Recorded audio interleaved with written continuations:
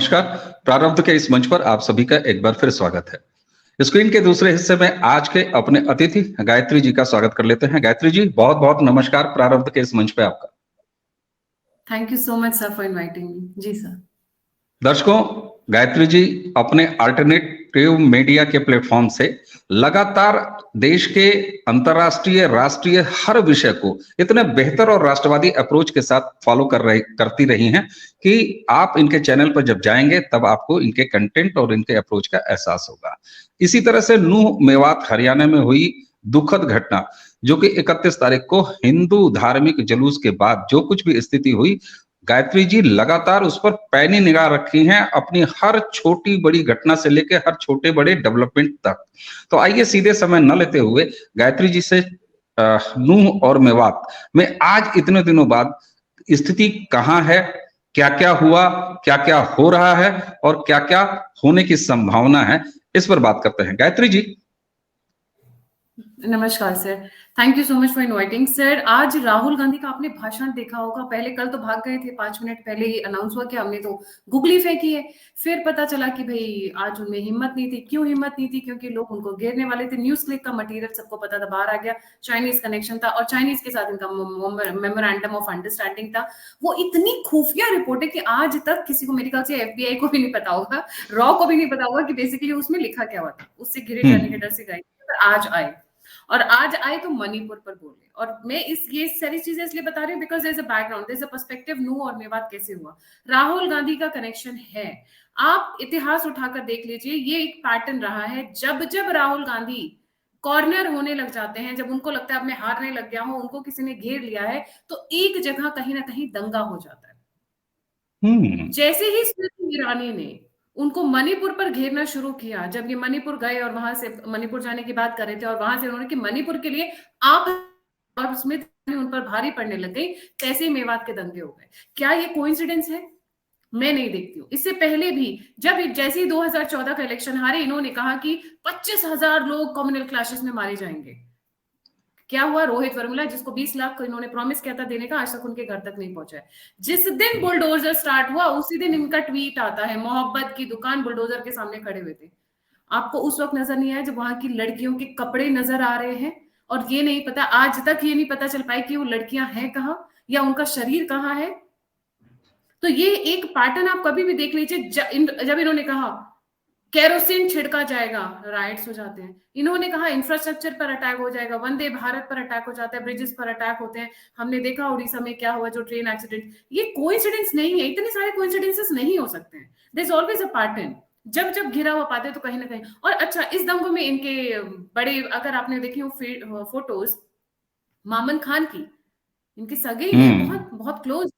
उनकी photos viral होना शुरू हुई। और मामन खान कौन है? जिन्होंने ये दंगे करवाए। दूसरा एक बंदा निकल कर आता है, जावेद। जावेद कौन? जिसके भतीजे ने निकिता तोमर को चलती सड़क पर गोली मार दी। ये कोइंसिडेंस है? मुझे नहीं लगता है कोइंसिडेंस है। मुझे बिल्कुल कहीं से भी नहीं लगता है। यहां पर 3 से 4 जो मेजर फैक्टर्स है जो मैंने कवर किए थे। यहां पर साइबर क्राइम का रेट इतना बढ़ गया था कि बिलियंस ऑफ रुपीस हमेशा चलता आ रहा था। जैसे ही पिछले आप कम से कम 8 से 9 हफ्ते में देखेंगे, cyber crime, ATS, NIA, raw की कुछ एक एजेंसीज, उनके भी कि भाई इनके तार कहां से जुड़े हुए, कहां से पैसा निकाल रहे हैं। जैसे ही इधर टेंशन बढ़ने लगी, उत्पटाहट मचने लगी। कुछ एक शांति प्रिय समुदाय के लोगों ने भी कहा कि अगर पुलिस यहाँ घुसेगी तो देख लेंगे हम, हाथ पैर, आप समझ ही रहे हैं उनकी जो भाषा होती है नॉर्मली, उन्होंने वो बयान देने शुरू किए। साइबर क्राइम एक। दूसरा जो यहाँ पर है, यहाँ पे गौ तस्करी। सारा इनकी ना आदत क्या है, एक शांति प्रिय समुदाय की एक बहुत अच्छी आदत है, जैसे अपने ऊपर बात होती है ना, एक हमेशा एक नया टारगेट ढूंढ लेते हैं। मोनू मानेश्वर को ढूंढ लिया। मोनू मानेश्वर उस दिन यात्रा में गया भी नहीं था, मोनू मानेश्वर पर टिका लिया। तीसरा, अब 2 स्टेट में इलेक्शन होने वाले हैं। मैं ये सारी भूमिका बना रही हूँ so that we can come to the latest this thing. या 2 स्टेट्स हैं जहां पर इलेक्शंस 50-50 के चांस में है। One is Haryana, the other is Madhya Pradesh. Madhya Pradesh में मामा जी बहुत एक्टिव हो गए हैं। सुबह 6 बजे निकलते हैं, रात को 11 बजे घर पहुंचते हैं। उनका आखिरी टर्म है, तो he wants to capture it anyhow. वो अपने हाथ से जाने नहीं देना चाहते हैं, इवन दो एंटी इनकम्पेंसी है। हरियाणा की बात करते तो खट्टर जी से लोग खासा नाराज है ग्राउंड लेवल पर, जो पिछले 4 सालों आराम से खटिया तान कर सोए हैं। और अभी क्योंकि मेवात में दंगे उठे तो शायद उनको उठना पड़ गया। उससे भी खासा नाराज है। तो 50-50 का चांस जहां पर भी होता है, देखिए वहां पे हमेशा कोई ना कोई दंगा। मैं आई वुडंट बी सरप्राइज अगर मध्य प्रदेश में भी ऐसा कुछ हो जाता है, क्योंकि लोग कोशिश करते हैं वोट्स को अपने फेवर में लाने के लिए, उसके लिए साम दाम दंड भेद कुछ भी इस्तेमाल करते हैं। तो ये दो स्टेट्स में बहुत बहुत पॉसिबिलिटीज है कि और भी बहुत सारी चीजें हो सकती हैं। ये तीसरा बात है। चौथा, मामन खान, साइबर क्राइम। ये जो एरिया है यहाँ पर एक हमेशा हिंदू मुस्लिम गढ़ बना रहता है, हमेशा से। पर जैसे ही ये हुआ, थैंकफुली जागे खट्टर जी, अपनी एसी रूम से बाहर निकल कर आए, जागे, और उन्होंने ताबड़तोड़ एक्शन लेना शुरू किया। आपने जहां तक कवर किया था सर, वो हाईकोर्ट ने बुलडोजर पर रोक लगा दी थी। हाई कोर्ट में बुलडोजर पर रोक लगा दी, वो तो ठीक है। 4 मंजिला वो जहां से क्या कहते हैं, जहां से पत्थर फेंके गए, होटल गिरा दी गई। हाँ, 3 दिन में 750 घर जो रोहिंग्यास के थे, बांग्लादेशीज के थे, इनको साफ कर दिया गया।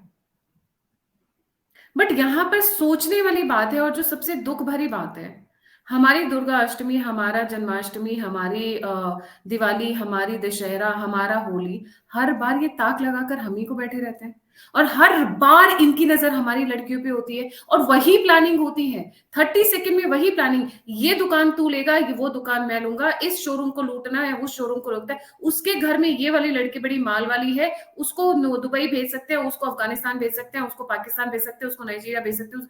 मतलब आपको अंदाजा नहीं है, जब ये आपके घरों में झाड़ू पोछा करती हैं, जब ये आपके कपड़े प्रेस करते हैं, जब आपके बिजली के तार फिट करने आते हैं, तो आपकी पूरी रेकी हो रखी होती है।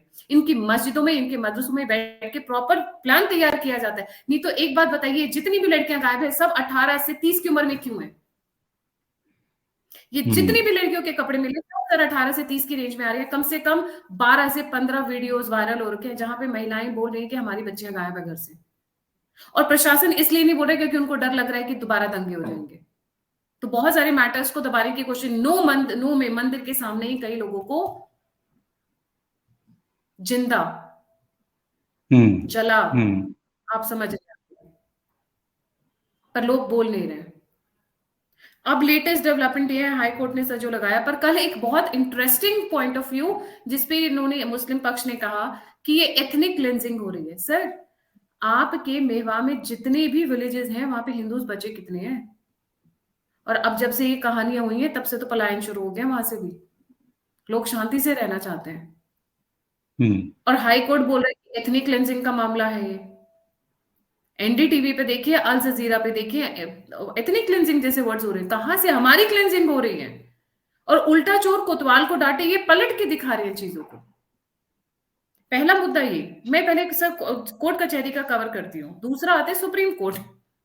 सुप्रीम कोर्ट में रोते हुए वो बूढ़े अंकल आंटी, हाय हाय, हमारी पूरी जिंदगी की घर हमारे गिरा दिए, हमारा ये हो रहा है, और अब हमारा इकोनॉमिक बॉयकॉट हो रहा है। तो हम क्या करें? हम आपको पैसे दे और उसी पैसों से आप गन खरीदो, उसी पैसे चाकू को खरीदो और हमारा ये कर दो। इनकी जो सर वकालत में जो अपील्स लेकर जाते हैं, कभी कभी अगर आप कोई भी लॉजिकल इंसान होगा ना, वो सुनेगा तो हंसेगा कि भाई इतना इलॉजिकल लेकर कैसे जा सकते हैं। और उससे भी ज्यादा मजेदार होता है जब सुप्रीम कोर्ट और हाई कोर्ट उनको एक्सेप्ट करके उनपे सुनवाई करता है। उनके पास इंपॉर्टेंट केसेस के लिए से टाइम नहीं बचता है ना। ये इतने इंपॉर्टेंट केसेस जो पहले आ जाते हैं, इन केसेस की सुनवाई में इतने क्या बोलते हैं वो मकबूल हो जाते हैं, इतने बिजी हो जाते हैं कि बाकी इंपॉर्टेंट केसेस के लिए टाइम नहीं बचता है। Sometimes it is surprising. एक अपील जो सर आपने भी मेरे साथ चैनल पे कवर किया था, मेरे चैनल पे आपने कवर किया था, अगर आपको याद हो, ये अपील लेकर गए थे कि भाई हम रैलीज नहीं होने देंगे। आप हरियाणा में तो नहीं होने देंगे, आप बाकी जगह पे भी रैलीज नहीं होने देंगे। क्यों भाई? तुम ठेकेदार हो, तुम इस देश के मालिक हो, या तुम सर इनकी जो मेंटालिटी है ना, एक simple mentality, they think they are a superior class, they are a superior breed. वो अलग बात है जब सऊदी में जाते हैं ना, तो इनको जूते और थप्पड़ और लात तो घूसे मारते हैं वहां के जो शांति प्रिय लोग हैं, वहां के जो मुस्लिम है, जो एक्चुअल मुस्लिम है। आप इनकी वीडियोस उठाकर थप्पड़ लगाते हैं लोगों को, इनको मानते ही नहीं है वो मुसलमान। इनको थर्ड की कैटेगरी में डाला जाता है। पर यहाँ पे ये अपने आप को मुगलों का वंशज समझते हैं, वो मुगल के वंशज जो पाकिस्तान में भी आज की डेट में भीख मांग रहे हैं। तो ये उस सुपीरियोरिटी कॉम्प्लेक्स से ग्रसित है, मतलब दैट एक्चुअली इनके दिमाग में वो घुस गया है। और उसके बाद आई कांग्रेस। 70 साल में कांग्रेस ने सर पे ऐसे बिठा के रखा हुआ था कि जूती को सर पे बिठा लिया। सीरियसली जी सर। आपने कहा कि इनके पास जो है एक सुपरियरिटी कॉम्प्लेक्स है, ये अपने आप को मुगलों का वंशज कहते हैं, लेकिन इस हकीकत से तो वो भी अनजान नहीं है कि ये 2 बोरी चावल और 4 रुपया प्रति पुरुष और 2 रुपया प्रति महिला पे कन्वर्ट हुए लोग हैं। आखिर कितने खच्चर पलट के आए थे? तो कहीं ऐसा तो नहीं है कि ये इनके अंदर का इंफीरियरिटी कॉम्प्लेक्स है? और होता क्या है कि जब आदमी अंदर से किसी इंफीरियरिटी कॉम्प्लेक्स से ग्रसित होता है, जैसे एक दुबला पतला व्यक्ति ना जब भी कहीं बैठेगा तो ऐसे करके बैठेगा, चौड़ा एक्चुअली होके। तो कहीं ऐसा तो नहीं है कि जिसको आप सुपरियरिटी कॉम्प्लेक्स कह रही हैं, वो इनके अंदर का वो इंफीरियरिटी कॉम्प्लेक्स है, जिस बात को आरएसएस प्रमुख कह देते हैं कि डीएनए सबका एक है, तो इनको तो पता है। और जब इनसे कह दिया जाता है कि कागज दिखाओ, तो इनको भी पता है कि अगर 4 पीढ़ी पीछे गए तो पता चला कि सलमान के बड़के अब्बा जो है वो रामलाल निकल आएंगे। तो कहीं ऐसा तो नहीं है ये इंफीरियरिटी कॉम्प्लेक्स है जिसको ये सुपरियरिटी कॉम्प्लेक्स में बदलने की कोशिश करते हैं? जी। उसी वजह से आपने बताया ना, दुबला पतला इंसान थोड़ा ज्यादा चौड़े होके बैठते हैं। एक्चुअली वही है, एक ही इनके अंदर इंफीरियरिटी कॉम्प्लेक्स है। इनको भी पता है कि कहीं ना कहीं जो अरब वाले मुस्लिम है वो प्योर ब्रीड है, ये उस खून के नहीं है, वो इनका नहीं है वो डीएनए। पर अब क्या है कि अगर उस बात को मान ले तो हार गए, पर हारने को तैयार नहीं होंगे। कहने के लिए लाइन बहुत गंदी लगती है, पर कहा जाता है ना, नया नया मुल्ला ज्यादा बांध देता है। सॉरी, वो लाइन थोड़ी गंदी है सुनने में, बट एक्चुअल में वही है। इनके जो ये मेंटल स्टेटस है ना, they are very confused, they don't know what is happening. इनका एक क्लियर स्टेटस नहीं है। कन्वर्ट हो गए थे, इनको पता है हमारा ब्लड प्योर नहीं है, इनको पता है, पर अब शान पट्टी भी दिखानी है और माले गनीमत भी करनी है हमको।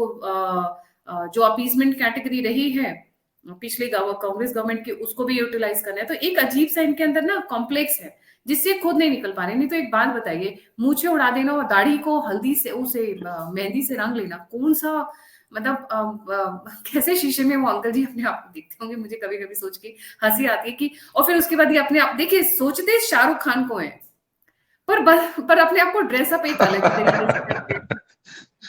मतलब देखिए ना, जब ये अपने आप को सोचते हैं तो सोचते हैं शाहरुख खान हूं मैं, पर जब ये अपने आप को ड्रेसअप करते हैं तो एक अलग तरीके से ड्रेसअप करते हैं। एक अजीब सा इनको, they don't know, they are somewhere mentally very confused. हाँ, इनका ड्रेसिंग सेंस भी आप देखिए, तो बड़े भाई का पाजामा, बड़े भाई का कुर्ता और छोटे भाई का पाजामा, तो ये इनके आप और आदतें अगर देखिए, इनके वजू बनाने का तरीका देखिए। अरे साहब, आप अब अरब में नहीं है, ये भारत है। यहाँ 20-25 फीट नीचे पानी मिल जाता है बड़े आराम से। यहाँ गंगा है, यहाँ जमुना है, यहाँ हर घर पानी है, हर घर टोटी है, सब जगह पानी मौजूद है। लेकिन अभी भी चुल्लू भर पानी से लेके यहाँ कोहनी तक धो लेना। दूसरा, अरे साहब, ये अरब नहीं है कि यहाँ टोटीदार लोटे की जरूरत नहीं है साहब, आप भरी बाल्टी इस्तेमाल करिए ना। तो ये एक जो इनकी सांस्कृतिक अपनी पहचान की, हम अलग हैं, हम दूर से पहचाने जाएं, तो ये मैं फिर वही आऊंगा कि ये बड़े किसी विश्वास का नतीजा नहीं होता है। ये सब सारी चीजें, अविश्वास जब अपने अंदर होता है व्यक्ति को, तब ये सारी चीजें होती है। वही वाली बात कि दुबला आदमी चौड़ा हो जाता है, जिसका कोई वजूद नहीं, वो सर पर गोल कटोरा रख लेता है ना। वो दूर से बताता है। आप देखें ना कि कोई हल्की फुल्की गाड़ी चली जा रही होती है, जिसको ये उम्मीद होती है कि कोई भी आके मुझे ठोकर मार देगा, तो वो क्या करती है, वो पीछे एक लालटेन या लाल कपड़ा या इस तरह की चीज अपनी पहचान की, भाई मैं हूं। तो ये अच्छा, अब अगर हम नूह मेवात की देखें, वहां शुरुआत में जरूर थोड़ा सा स्लो डाउन हुआ। और आप ये भी देखें कि वहां एक बड़ी महत्वपूर्ण बात यह आई कि जमताड़ा की तर्ज पर एक नया जमताड़ा जिस तरीके से नूह और मेवात के इलाके में डेवलप हुआ था, जो कि साइबर क्राइम और साइबर ठगी का है। तो आप ये देखिए कि कई बार ये लगने लगा उस पूरी घटना को जितना भी मैंने फॉलो किया, कि कहीं ऐसा तो नहीं है कि इनका मूल उद्देश्य, क्योंकि साइबर सेल का थाना जलाना, उसके दस्तावेज नष्ट करना, पुलिस वालों पर लगातार आक्रमण करना, करीब 26 से 27 एसएचओ की गाड़ी को फूंक देना, तो कहीं ऐसा तो नहीं है कि हिंदू धर्म दलूष जो था 31 तारीख का, वो बहाना था। दरअसल यहां पर ये तैयारी थी कि किस तरीके से सारे पेपर जला दो, हमारी ठगी, हमारी चोरी, हमारे इतने जो हम ब्लैक काम कर रहे हैं उसको ढक दो, और उसकी आड़ में अगर 2-4 निपट जाते हैं और अगर बहुसंख्यक के अंदर थोड़ी सी बेचैनी और बढ़ जाती है, तो ये तो बोनस हो गया। कहीं ऐसा तो नहीं? सर, जैसा मैंने कहा, ये वन ऑफ द रीजंस था इसमें कोई डाउट नहीं है, पर अब इलेक्शंस आने वाले हैं, इसको नहीं भूलेगा। मोनू मानेसर को यहाँ से लेके पाकिस्तान तक बहुत लोग निपटाना चाह रहे हैं, बहुत लोग, क्योंकि मोनू मानेसर बहुत अच्छा काम कर रहे हैं, गौ रक्षा के लिए काम करते हैं। उनका अगर आप वीडियोस देखें रात में किस तरीके से पुलिस वालों की मदद से कई बार गौ रक्षा की है उन्होंने, तो वो उनके रडार पे अभी से नहीं, पर उनको जिम्मेदार ठहराना इसके लिए ये गलत हो जाएगा। उन्होंने नहीं किया, उन्होंने नहीं कहा था गुरुकुल जाके दिलाओ, उन्होंने नहीं कहा था हॉस्पिटल में जाकर प्रेग्नेंट वुमन को छड़ी से पीटो और उसको फेंक दो कि उसका अबॉर्शन हो जाए, उन्होंने नहीं कहा था कि आप पुलिस स्टेशन चलाओ। ये मोनू मानेसर का के ऊपर आप इन चीजों को मोनू मानेसर के ऊपर कैसे थोप सकते हो? ठीक बात ये है। तो आपका अच्छा, नियोजित था, सुनियोजित था। अच्छा, यहाँ मुझे एक बात और चौंकाती है, ये भी जरा ध्यान देने वाली बात है। देखिए, मैं मूलतः संस्कृति कर्मी हूं, तो मैं जरा सांस्कृतिक चीजें ज्यादा पकड़ता हूं। गायत्री जी, आप देखिए, मोनू मानेश्वर को आप भी मोनू मानेश्वर कह रही हैं, मोनू यादव कोई नहीं कह रहा। एक तथाकथित यूट्यूबर जो कभी कहीं एंकर हुआ करते थे और फाउंडेशन लगा लगा के वो जो है वो सालों साल कोविड के पीरियड में अपने घर से ही नाचते थे, कभी काली स्क्रीन कर लेते थे। उन्होंने कविता भी अंग्रेजी में, बताइए, पोयम मैं कहूं, कविता कहूं, क्या कहूं, गाना कहूं, Monu is here, Monu is there. तो अभी जो है न्यूज क्लिक का मामला आया है, तो अब लोग पूछ रहे हैं कि वेयर इज दैट, तुम्हारा कितना। तो ये एक जो अचानक पूरा इकोसिस्टम सामने आ जाता है, जहां पर इस तरीके से जो आदमी वहां था ही नहीं, जिस मोनू की आप, मोनू यादव, मैं तो उसको लगातार, उस व्यक्ति को, वो गौ सेवक है, मैं उसको हमेशा मोनू को मोनू यादव ही कहूंगा। और शायद ये एक इनका कल्ट है जिससे ये बचना चाहते हैं, क्योंकि जब मोनू यादव आएगा ना सामने, तो जरा इनका जो केमिस्ट्री है ना, कौन जात हो वाले, वो बिगड़ जाती है ना। तो ये एक जो इकोसिस्टम एक साथ पैदा हो जाता है, वकीलों का इकोसिस्टम कोर्ट में चला जाएगा, सुप्रीम कोर्ट में, कि साहब हमको दंगे करने की इजाजत दे दीजिए, जो इस दंगे के विरोध में खड़े हो रहे हैं उनको उनका मुंह बंद कर दीजिए। दूसरा, टीवी पर जो है लिपे पुते लोग वो पोएम लेके हाजिर हो जाएंगे, तो बंदियां शुरू कर देंगे। यहाँ जो है कटोरा थामे लोग, हाय हम मार गए, मर गए, मर गए, वो आपने बताया ही। तो ये पूरा जो एक काकस, क्या ये 24/7 2014 के बाद से ही एक्टिव रहने लगा है? आखिर इसका जन्म, इस पूरे नेक्सस का जन्म कब हुआ है? अगर हम इसका बर्थडे मनाना चाहें, इस पूरे गिरोहबाजी का, नेक्सस का, तो कब मनाएं? क्या 2014 ही? नहीं सर, वो गलत हो जाएगा कहना। 2014 से ये स्ट्रॉन्ग ज्यादा हो गए, एक्टिव ज्यादा हो गए, ऑर्गेनाइज सिस्टमेटाइज ज्यादा हो गए। ये अंग्रेजों के टाइम से पहले से। एक बात बताइए, अंग्रेजों ने मुसलमानों को इस्तेमाल करके भारत के दो टुकड़े कर दिए। अंग्रेजों ने मुसलमानों का इस्तेमाल करके कई जगह हमारी कई जगह क्या इंडिपेंडेंस को डिले किया। कहा जाता है कि इंडिपेंडेंस हमें बहुत पहले मिल जाता अगर मुसलमानों का हस्तक्षेप नहीं होता। ये हमेशा से ही होता रहा है। Gandhi was also part of the system, हम झूठ थोड़ी ना बोल सकते हैं। एक बात बताइए, मेवात के जब ये मुसलमान, ये कन्वर्टेड मुसलमान ही है ना, मियो सारे राजपूत हुआ करते थे किसी जमाने में, 13 to 19 सेंचुरी के बीच में ये सारे कन्वर्ट हो गए थे, क्योंकि ये ऑनस्लॉट झेल नहीं पाए मुस्लिम इन्वेडर्स का। तो अब आज के, तब ये जाने लगे थे, तो गांधी जी को क्या जरूरत थी जाकर रोकने की? अरे जा रहे थे, जाने देते, अपना आराम से खुशी खुशी रहते अपने मुसलमान भाइयों के साथ में। किसी ने रोका था क्या उन्हें? क्यों जाके रोका? He was also part of the system, he was not. देखिए, जिस तरीके से, सर अब आपने ना बड़ी गंदी वाली बात छेड़ दी है, क्योंकि अब यहाँ पे गांधी जी का रोल मैं नहीं डिफाइन करूं तो मुझे बड़ी बेचैनी रहेगी। एक बात करना पड़ेगा गायत्री जी। ये देश वो देश है जो मर्यादा पुरुषोत्तम भगवान राम के भी कैरेक्टर की विवेचना करता है, और ये सनातन की खूबसूरती है। तो यहाँ गांधी कैसे बच सकते हैं अगर कोई रोल है तो? बिल्कुल। बात बताइए, जो बंदा बकरी लेकर घूमता था, क्या बकरी पूरे 12 महीने दूध देती है क्या? बकरी क्यों लेकर घूमते थे सारा? और बकरी मुसलमानों को भी बहुत पसंद है। अब मैंने बात कह दी इतने में ही, बाकी समझदार को इशारा काफी है। तो मुसलमानों के साथ हमेशा खड़े होते थे। एक बात बताइए, केरला में जब राइट्स हुए, ये वहां क्यों नहीं गए रोकने के लिए मुसलमानों को? वेस्ट बंगाल में राइट्स हुए थे, कब गए हैं वेस्ट बंगाल में राइट्स रोकने के लिए? जब हिंदू पक्ष ने थप्पड़ मारने के लिए आवाज बुलंद करनी शुरू की। पहले इन्होंने जितना गंद मचानी थी मचा ली शांति प्रियो ने। जब पलट कर हिंदू ने कहा कि भाई या तो अब हम रिटेलिएट कर, या तो हम मारे जाएंगे या फिर रिटेलिएट करो, जब रिटेलिएट करने के लिए लोग खड़े होना शुरू किए, तब ये पहुंच गए अपना मौन व्रत का धारण करने और आमरण। अरे पहले ही मर जाते तो ज्यादा अच्छा था। आई एम सॉरी, मेरी लैंग्वेज बहुत लोगों को बहुत लगेगा एक्सट्रीम राइट विंग है, but this is the fact. जब जब हिंदू पलट कर मार खाई है, पर जब जब खड़े होने के लिए खड़ा हुआ है कि अब हम प्रतिकार भी नहीं करेंगे, but we will stand for ourselves, तब ये मोहन गांधी पहुंच गए वहां पर। क्यों भाई? पहले दूसरे पक्ष को भी तो संभाल लेते, सारा ठेका हमने ले रखा था। या फिर आपकी नेहरू के साथ कुछ ऐसी साठगांठ हो रखी थी कि वो आपको ब्लैकमेल कर रहे थे, आपको हर जगह इस्तेमाल कर रहे थे? क्योंकि नेहरू के लीनिएज के बारे में किसी को भी क्लैरिटी नहीं है। एक ये भी कहा जाता है कि मुसलमान थे, एक ये भी कहा जाता है कि वो एक ब्रॉथल में पैदा हुए थे, एक स्टोरी ये भी कही जाती है कि इनके जो फैमिली है बहुत पहले ब्राह्मण हुआ करते थे जो कन्वर्ट हो गए थे और कहीं कश्मीर में रहते थे। There are several stories. आपका और मेरा सर खानदान कोई पता करना चाहेगा तो 10 पुश्तों तक पता चल जाता है, क्योंकि हमारे जो धर्म स्थल है वहां पे पांडवों के पास पूरा रिकॉर्ड है। मेरे दादा परदादा उनके परदादा कौन है, सबका इनका ट्रैक रिकॉर्ड कहां गया? सो जब आप कह रहे हैं ना, जब आप गटर का ढक्कन खोलेंगे तो बदबू तो आएगी, इन सबकी धज्जियां उड़ेगी, और सोशल मीडिया से वही हो रहा है आज के डेट में। मैं सर वापस मेवात पर आना चाहूंगी। मैं एक्चुअली आई लॉस्ट ट्रैक ये गांधी जी का और नेहरू जी की कहानियां सुनते सुनते। बट जो हुआ मेवात में, that was not expected, that was not shocking, actually that was not surprising. But इसका सिल्वर लाइनिंग मैं बताना चाहूंगी, इसकी अच्छी बात बताना चाहूंगी। कई चीजें ऐसी हुई हैं जो मुझे विश्वास नहीं था कि होंगी। महापंचायतें जो बैठी हैं और जो इन्होंने इकोनॉमिक बॉयकॉट का बात की, यहां तक की बातें हो गई कि भैया अगर आपने इस शांति प्रिय को दुकान में रखा तो हम तुम्हारे यहाँ से खरीदेंगे नहीं सामान। देखिए सैलरी आप सर आप भी जानते हैं, मुझे अगर किसी से काम करवाना है, ABCD कौन से जात का कौन से धर्म का है, हम किसी से भी काम करवा सकते हैं, एंड ऑफ द डे हमें पैसे देने हैं। पर जब बात यहां तक आ जाए कि तुमने इस समुदाय से किसी को रखा तो हम तेरा भी बॉयकॉट करेंगे, इज अ बिग मैसेज, जिसके अगेंस्ट में सुप्रीम कोर्ट पहुंच गए। सुप्रीम कोर्ट क्या करेगा? हाथ बांध कर ये बोलेगा कि तुम्हें इन्हीं से सामान खरीदना है? Supreme court is bound by law and order and constitution, और ये लोग सिस्टम के बाहर निकलकर सोचते हैं, ये लोग सिस्टम के बाहर निकलकर एक्ट करते हैं। आप पकड़े नहीं जाएंगे।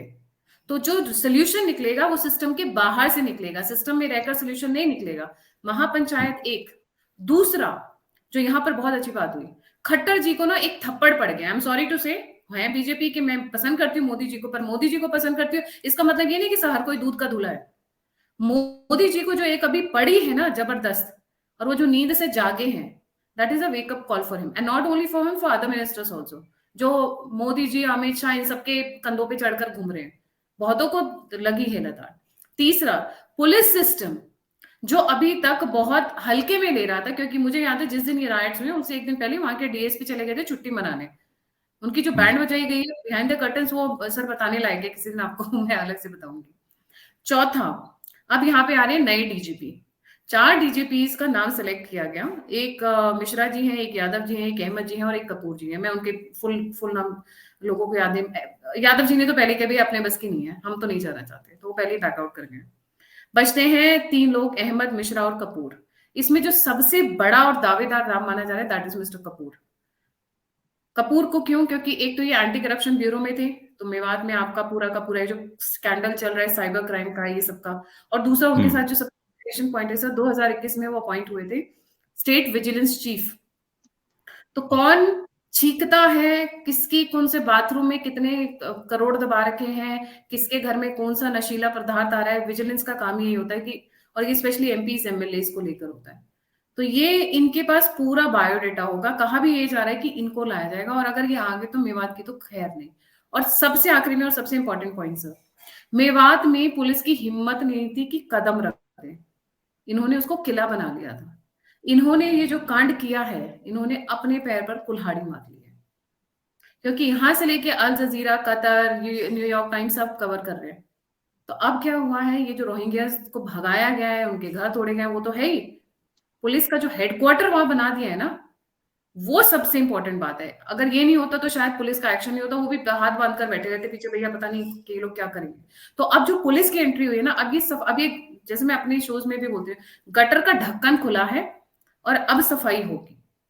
200 से ज्यादा FIR हुई है, आई थिंक 150-200 अरेस्ट हुए हैं, और काफी सोशल मीडिया पोस्ट पर सर, क्योंकि ये पूरी कवरिंग जो यात्रा की है वो सोशल मीडिया पे हो रही थी, और एक भाई साहब तो पाकिस्तान में बैठे इस्लामाबाद में, इस्लामाबाद यूनिवर्सिटी का इंटरनेट इस्तेमाल करते हुए भारत में भड़का रहे थे यहाँ पे मेवात में, और अपने आप को लिख रहे थे कि मैं राजस्थान का हूँ, जैसलमेर का। जैसलमेर अजमेर की लोकेशन बता रखी थी। तो ये जो अब इन्होंने बना रखा था ना गढ़, इनको लगा था कि वही है सर, जब तक आप कहते हैं ना अति की अति कर देते हैं, इन्होंने जो गढ़ बना रखा था ना, इन्होंने ये वाला कृत्य करके अपने पैर पे कुल्हाड़ी मारी है। और अगर खट्टर जी में थोड़ा सा भी क्या बोलते हैं दिमाग है तो इस अपॉर्चुनिटी को जाने नहीं देंगे। अगर ये नए डीजीपी कपूर जी आते, बिकॉज मैं कल जब मैं शो कर रही थी हमने इन सबका बायोडेटा चेक किया था, Kapoor ji is a very strong candidate and the fittest one for this job. एक तो यंग है, डायनेमिक है, इनका एक्सपीरियंस जिस तरीके का है वो इन लोगों की खटिया खड़ी करने के लिए काफी है। सर कहते हैं ना वॉरफेयर में सबसे इंपॉर्टेंट चीज क्या होती है? लॉजिस्टिक्स का मतलब इन्फॉर्मेशन, और इन्फॉर्मेशन क्योंकि स्टेट विजिलेंस चीफ थे, इनके पास इन्फॉर्मेशन की झड़ी लग रखी है। तो उस हिसाब से बिल्कुल ये काफी अच्छी चीजें भी निकल कर आई हैं। बट वो जो लड़कियां हैं जिनको पता नहीं चल रहा है वो मुझे अभी भी मतलब परेशान कर रहा है कि आखिर वो लड़कियां हैं कहाँ? किसी के घरों में बंद है, कहीं भेज दी गई हैं, उनके शरीर को छिन्न भिन्न कर दिया गया है, वो है कहाँ? वो बच्चियां कहाँ हैं? वो महिलाएं कहाँ बिल्कुल हैं? बिल्कुल आपकी आपकी ये चिंता निश्चित रूप से काफी महत्व है।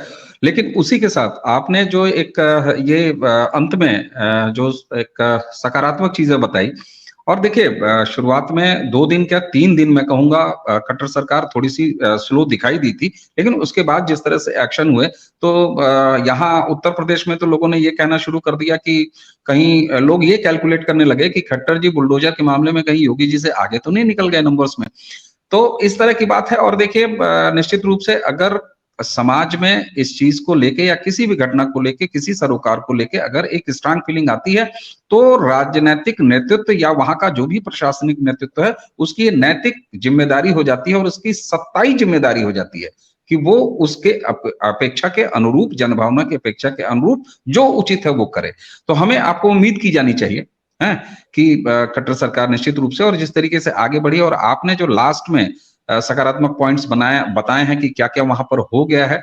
और ऐसा नहीं है कि बुलडोजर ही जब चलेगा तब कुछ गिरेगा और कुछ बिखरेगा। बिना बुलडोजर के भी अगर इच्छा शक्ति हो, दृढ़ इच्छा शक्ति हो, और इच्छा शक्ति अगर बुलडोजर वाली हो, बुलडोजर की तर्ज की हो, तो बहुत कुछ बिना बुलडोजर के भी गिर जाता है। लेकिन चलते चलते अगर मैं आपको ये कहूं कि एक कंक्लूड करिए कि क्या ये नूह मेवात पूरे देश में फैला हुआ नहीं है ये मानसिकता? नहीं, ये सारी जगह फैला हुआ नहीं है, बनाने की कोशिश जरूर की जा रही है। जैसे अभी आपने सर नूह का एग्जांपल दिया, ये जो मेवात था, ये जामतारा के बाद में अब ये शुरू हो गया तेलंगाना में, जामतारा की जैसा एक सेंटर बन रहा है, वहां पर भी निकल कर आया इंटेलिजेंस रिपोर्ट्स। भरतपुर राजस्थान में भी एक ऐसा ही बन रहा है। पर देखिए जब वो रिपोर्ट्स निकल कर आती हैं, बनाने की कोशिश की जा रही है। अब ये एडमिनिस्ट्रेशन के हाथ में है कि उसको बनने देना है या नहीं बनने देना है, राइट? और सर बिल्कुल एक क्वेश्चन तो मैं बीच में, क्योंकि हम थोड़ा सा ये इमोशनल टॉपिक रहा है मेरे लिए, मैं डाइवर्ट हो गई थी। आपने कहा कि ये जो इकोसिस्टम है, ये इकोसिस्टम अंग्रेजों के जमाने से अब तक चला आ रहा है, और सिर्फ अब ये भारत में नहीं हो गया, भारत के बाहर भी हो गया। कल न्यूज लॉन्ड्री का एक पोस्ट आया था, वो मैं मिस नहीं करना चाहूंगी, क्योंकि उसको देखकर मेरा मन किया कि इसके कौन है एडिटर और कौन है, मुझे जरा मिल जाए तो मैं थोड़ी सी दो गल्ला कर लूं, जिसको हम पंजाबी में बोलते हैं, अच्छी वाली। इन्होंने क्या लिखा, अभिषेक के बारे में सभी को सब पता होगा। अभिषेक को पहले गोली मारी गई, जिस एम्बुलेंस से ले जाया जा रहा था उस एम्बुलेंस को रोककर उसको जलाया गया, फिर पूरे शरीर को छिन्न भिन्न कर दिया गया, दिखाने के लिए कि वो किस हद तक हैवानियत पर पहुंच सकते हैं, उनके हैवानियत की हदें बताने के लिए उसके नाम से स्मारक बनाया जा रहा है अभी।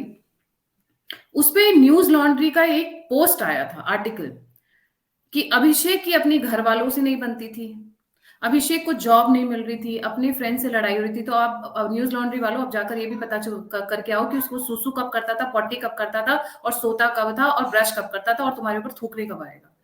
आई मीन ये लेवल ऑफ जर्नलिज्म है कि जो बंदा इस दुनिया में नहीं है, आप उसके ऊपर इस तरीके की लिख रहे हो just because you want to prove a point. जिस तरीके से टेररिस्ट के मामा बड़े गरीब थे और चाचा बड़े गरीब थे, उसकी बहन के साथ ये हो गया। You are trying to put the entire blame on Abhishek now. ये इकोसिस्टम सर ये इतनी जल्दी टूटने वाला नहीं है। इन्होंने बहुत मौज की है ना, करोड़ों अंदर जाते हैं तो आवाज नैतिकता तेल लेने चली जाती है। बिल्कुल सही बात है। और आपने जब ये न्यूज़ लॉन्ड्री के इस जर्नलिज्म मतलब महानतम जर्नलिज्म की बात की, तो ज़रा ये बता दीजिए कि अगर उस व्यक्ति को घर से नहीं बनती थी उस व्यक्ति की, अगर उसके पास नौकरी नहीं थी, अगर वो कुछ भी था, तो क्या इसके चलते उसने अपने आप को दंगाइयों के सामने परोस दिया कि आओ मुझे गाड़ी से खींच लो और मेरा काम तमाम कर दो? हद है। खैर गायत्री जी, आपने जिस तरीके से नूह मेवात के जरिए एक पूरे परिदृश्य यानी मानसिक इसके पीछे की जो मानसिकता है उस परिदृश्य का एक जो खाका खींचा और उसी के साथ साथ आपने अपडेट भी दिए और जिस संतोष भरी बातों के साथ अगर मैं इस पूरी चर्चा को यहाँ विराम दूं कि आपने कहा कि हरियाणा में खट्टर सरकार नींद से जाग तो गई है और न सिर्फ जागी है बल्कि अब अस्थायी इलाज की तरफ बढ़ रही है, जिसके सिलसिले में आपने पुलिस में एक बटालियन वहां पर एक मुख्यालय बना देने की बात कही। आपने उसी के साथ नए डीजीपी की तलाश की और जो सबसे आगे चलने हैं उनके बैकग्राउंड, क्योंकि ये बहुत कुछ महत्वपूर्ण हो जाता है। आर्थिक नाकेबंदी जो है होती है वो बहुत कारगर होती है किसी भी ऐसे बैड एलिमेंट्स की एक्टिविटीज को परमानेंटली रोकने के लिए। तो मुझे लगता है कि दर्शकों तक ये बात पहुंची होगी। तो दर्शकों, आइए आज की इस चर्चा के लिए गायत्री जी को प्रारब्ध के इस मंच पर पहली बार आने के लिए बहुत बहुत धन्यवाद और उम्मीद है कि ये सिलसिला और भी आगे चलेगा। और इसी के साथ आप सबसे निवेदन है कि गायत्री जी के प्लेटफॉर्म अल्टरनेटिव मीडिया को जरूर देखिए, बहुत अच्छी चर्चाएं होती हैं। मैं भी कभी कभी आपको वहां पर नजर आ सकता हूं।